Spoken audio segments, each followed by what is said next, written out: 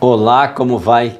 Paulo escreveu porque Paulo já tinha ido a Filipos já é, uma vez, né? E agora Paulo escreve esta carta depois dizendo assim que ele também, provavelmente ele voltasse a ir passar novamente em Filipos, e ele fez isso, porque ele estava preso em Roma, depois ele foi solto e ele fez mais uma viagem a Filipos.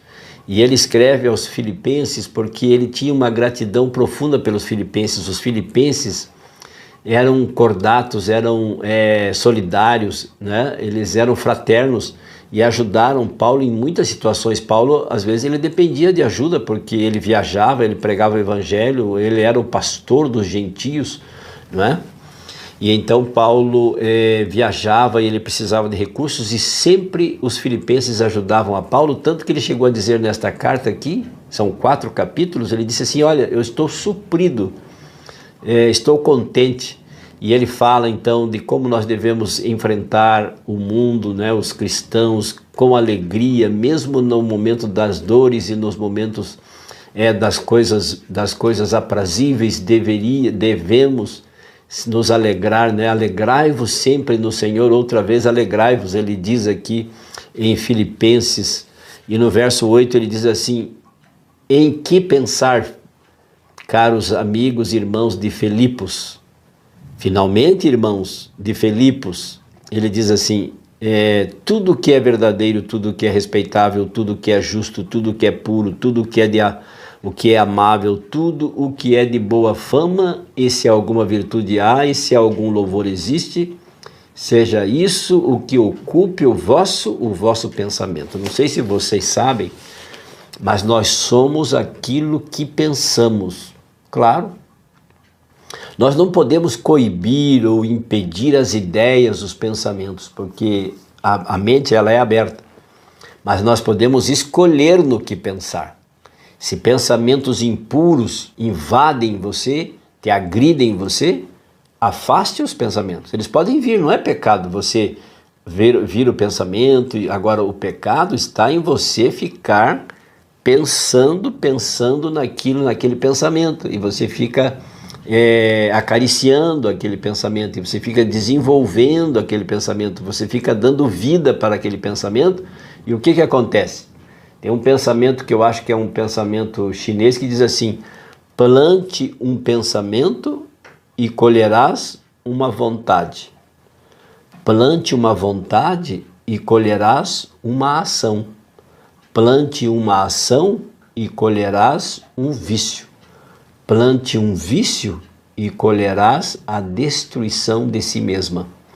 Então, alimentarmos aquilo que pensamos é o que nos faz, que nos transforma numa personalidade. Nós abrimos a nossa mente para as coisas puras, as coisas boas, as coisas respeitáveis, não é?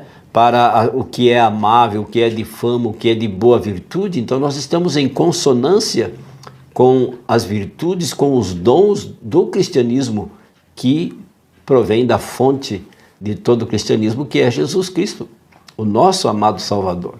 Ele nos legou o exemplo, ele nos deixou a cartilha, o manual, o GPS, tudo que nós precisamos.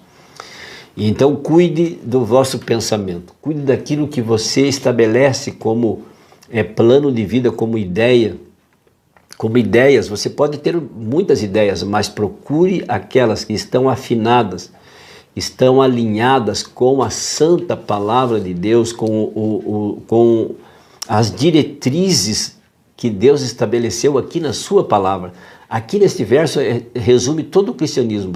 Paulo diz assim: vejam o que eu fiz, vejam como eu fiz, sigam o meu exemplo. Paulo diz aqui na carta de Filipos, aos Filipenses: sigam o meu exemplo daquilo que ele pregou para eles, daquilo que ele falou da salvação, da justiça, do amor de Jesus, do perdão, da salvação, da eternidade.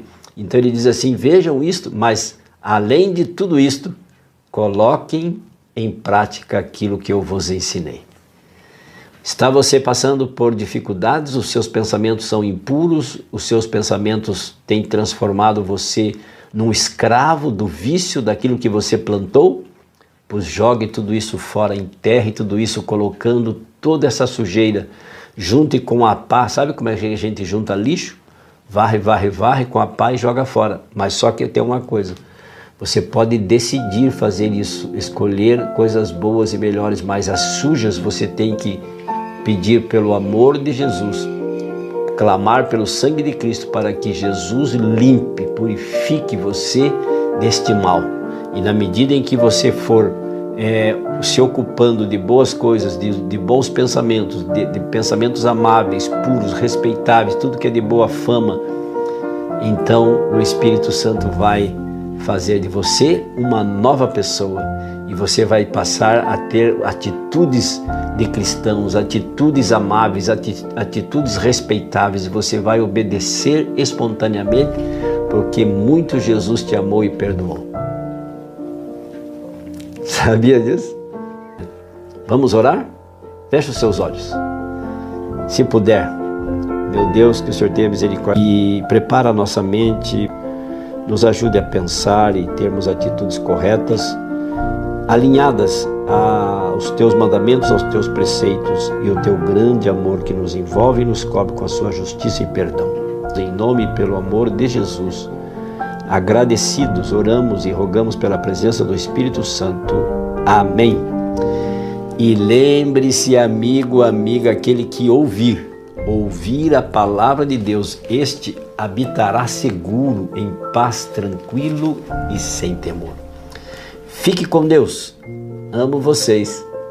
Tchau, tchau.